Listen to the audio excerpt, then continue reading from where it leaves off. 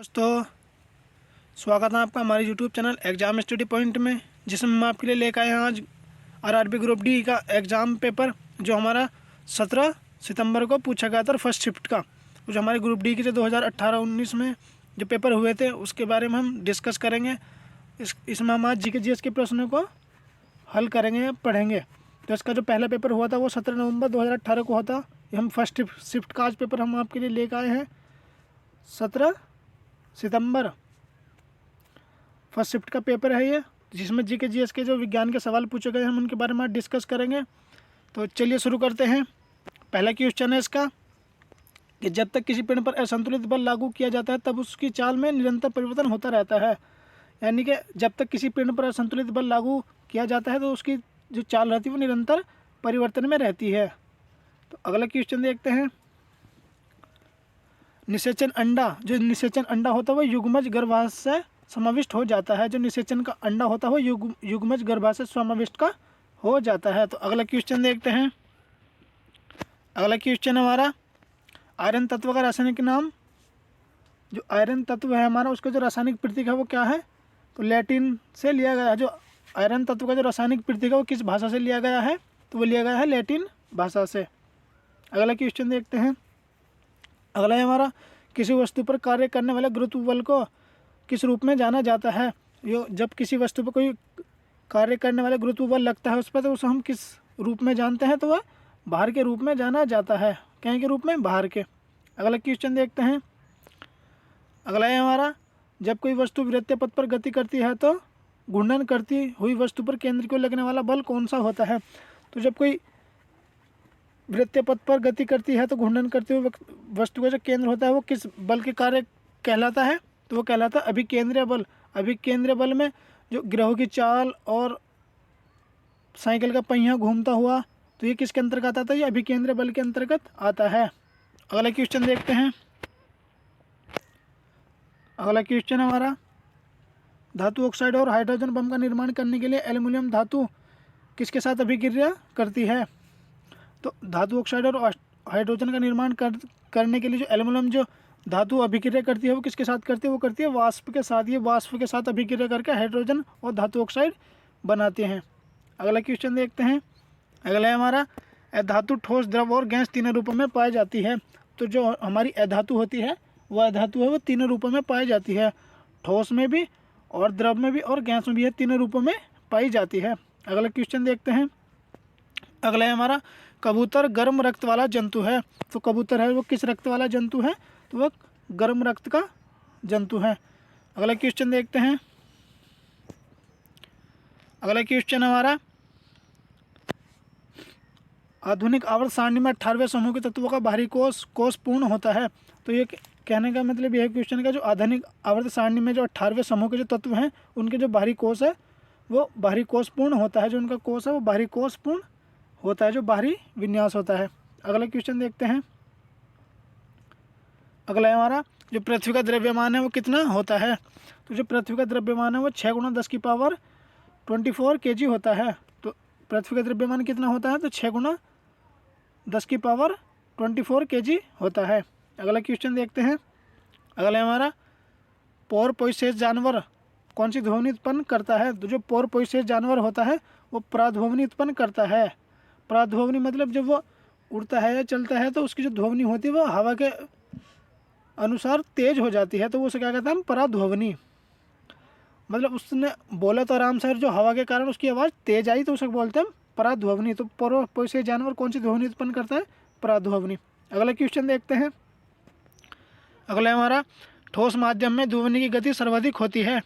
तो ठोस माध्यम में जो ध्वनि की गति सर्वाधिक होती है तो किस उसमें? तो अगर बात करें हम उसमें एल्युमिनियम में, तो एल्युमिनियम एक ऐसी है जिसमें ध्वनि गति सर्वाधिक होती है, तो वो ठोस माध्यम में ध्वनि गति सर्वाधिक होती है। यही क्वेश्चन में कहा गया है। तो अगला क्वेश्चन देखते हैं। अगला है हमारा जो एक सुचालक का जो प्रतिरोध है, सुचालक यानी कि जो जिन उसमें करंट पहुंच जाता है, तो सुचालक जो होती है उसका जो प्रतिरोध है वो किस पर निर्भर करता है? तो उसके दाब पर निर्भर करता है। कहीं पर? दाब पर। तो ये जो फर्स्ट शिफ्ट का जो एग्ज़ाम था वो उसके क्वेश्चन के बारे में हमने डिस्कस कर लिया है। अब हम बात करेंगे 18 सितंबर के सेकंड शिफ्ट के क्वेश्चन के बारे में डिस्कस करेंगे। 18 सितंबर 2018 सेकंड शिफ्ट का ये एग्ज़ाम था, जिसमें साइंस और जीके जीएस के जो सवाल पूछे गए थे उनके बारे में हम डिस्कस करेंगे अब जब। तो इसका पहला क्वेश्चन है, मछली के हृदय में कितने कक्ष होते हैं? तो मछली के हृदय में 2 कक्ष या 2 प्रकोष्ठ होते हैं। प्रकोष्ठ कह दो या कक्ष कह दो, बात एक ही है। तो अगला क्वेश्चन देखते हैं। अगला हमारा, धातु के अधात्य वर्धनीयता गुण के कारण उनके धातु के अधात्वी वर्तनीयता गुण के कारण उन्हें पत्थर बनाने में आसानी होती है। तो पत्थर बनाने में जो आसानी होती है वो धातु के किस गुण के कारण होती है? तो अधातु वर्धनीयता के कारण उनके पत्थर बनाने में आसानी होती है। अगला क्वेश्चन देखते हैं। अगला है हमारा, जर्मेनियम, आर्सेनिक, सेलेनियम और ब्रोमीन के परमाणु में 4 कक्षाएं होती हैं। तो इन्होंने 3-4 तत्व दे दिए। ये जर्मेनियम, आर्सेनिक, सेलेनियम और ब्रोमीन परमाणु के जो कक्ष होते हैं, इनके कक्ष में वो परमाणु में 4 कक्षाएं होती हैं। कितनी कक्षाएं होती हैं? 4। अगला क्वेश्चन देखते हैं। अगला क्वेश्चन हमारा, परमाणु के भीतर न्यूट्रॉन द्वारा प्रोटॉन पर आरोपित बल नाभिकीय बल कहलाता है। तो क्वेश्चन यह है कि जो परमाणु के भीतर न्यूट्रॉन तथा प्रोटॉन पर आरोपित बल लगता है उसे हम क्या कहते हैं? तो वह नाभिकीय बल कहलाता है, नाभिकीय बल। अगला क्वेश्चन देखते हैं। अगला है हमारा, अमोनियम क्लोराइड का जलीय विलयन का पीएच मान कितना होता है?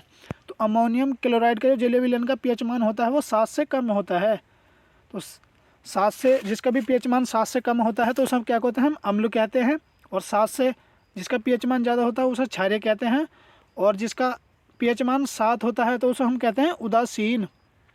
तो क्वेश्चन क्या था हमारा, अमोनियम क्लोराइड का जो जलीय विलयन का पीएच मान होता है वो कितना होता है? 7 से कम। तो ये अम्लीय है, तो 7 से कम होता है। अगला क्वेश्चन देखते हैं। अगला क्वेश्चन हमारा, स्क्लेरेनकाइमा ऊतक पौधे को कैसे कैसे बनाता है? तो कठोर और द्रव दोनों तरीके से बनाता है। जो स्क्लेरेनकाइमा जो ऊतक हो वो पौधे को कठोर और दृढ़ बनाता है, मतलब पौधे को मजबूत और कठोर बनाता है। तो अगला क्वेश्चन देखते हैं। अगला है हमारा, मनुष्य में पाए जाने वाले प्लेसेंटा ऊतक भ्रूण से अवशिष्ट को बाहर निकालता है और भ्रूण को पोषण प्रदान करता है। तो मनुष्य में एक ऊतक पाया जाता है जिसे हम प्लेसेंटा कहते हैं। वह भ्रूण को अवशिष्ट को बाहर निकालता, भ्रूण से अवशिष्ट को बाहर निकालता है और भ्रूण को पोषण प्रदान करता है। तो प्लेसेंटा ऊतक के कारण जो भ्रूण का पोलन पोषण होता है। अगला क्वेश्चन देखते हैं। अगला क्वेश्चन है हमारा, रक्त में शर्करा के स्तर में वृद्धि का पता अग्नाशय कोशिका द्वारा चलता है। तो रक्त में हमारी शर्करा है या नहीं है, शर्करा का जो स्तर है वो कितना है, में वृद्धि का जो पता लगता है वो किसके कारण से लगता है? अग्नाशय कोशिकाओं के द्वारा पता लगता है। अगला क्वेश्चन हमारा, जब एक गिलास पर रखे कार्ड को उंगली से धक्का दिया जाता है तो उस पर रखा सिक्का गिलास में गिर जाता है। तो किस नियम के भांति कार्य करता है? तो यह जड़त्व के नियम के भांति कार्य करता है। जड़त्व का नियम, जब एक गिलास पर रखे कार्ड को उंगली से हम धक्का दिया जाता है उस पर रखा जो सिक्का होता है वो गिलास में गिर जाता है। और ये किस नियम पर आधारित है? जड़त्व का नियम। तो दोस्तों आज के लिए ही इतने ही। हमने इसमें 2 शिफ्ट के एग्ज़ाम के जो क्वेश्चन थे वो हमने आज डिस्कस कर लिए हैं, और जो आगे के हमारे शिफ्ट हैं उनके हम डिस्कस अगली वीडियो में करेंगे। तो दोस्तों अगर प्लीज़ वीडियो को अच्छी लगी हो तो प्लीज़ वीडियो को लाइक करें। आप हमारे चैनल पर पहली बार हैं तो प्लीज़ चैनल को सब्सक्राइब करें। Thanks for watching this video.